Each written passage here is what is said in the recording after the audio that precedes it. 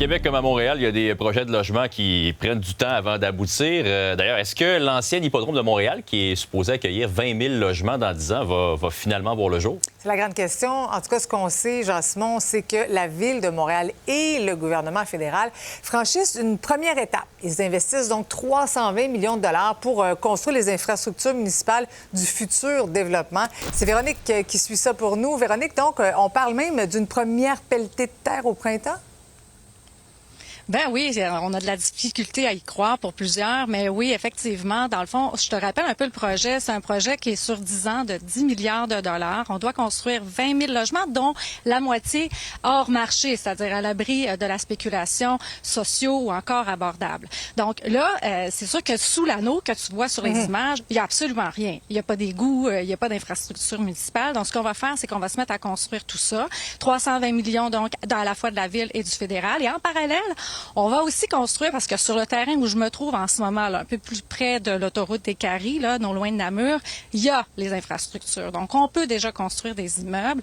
Alors, ce qu'on va faire dès le printemps, là, c'est une promesse, c'est qu'on va construire 2250 logements abordables. Donc, on écoute tout de suite la mairesse qui était bien contente d'annoncer ça.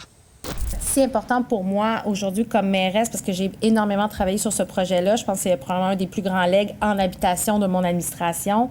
On a réservé les sommes. Le 192 millions, c'est prévu dans notre PDI. Donc, les sommes sont allouées. Ça avance, quoi qu'il arrive. J'ai une confiance absolue qu'il n'y aura plus de délai, puisqu'on peut annoncer le début des travaux d'infrastructure qui se feront en parallèle, comme le disait la mairesse, avec les premiers logements pour ne pas construire des trottoirs et des rues, après ça les réouvrir pour passer un aqueduc pour aller à l'ouest de l'hippodrome.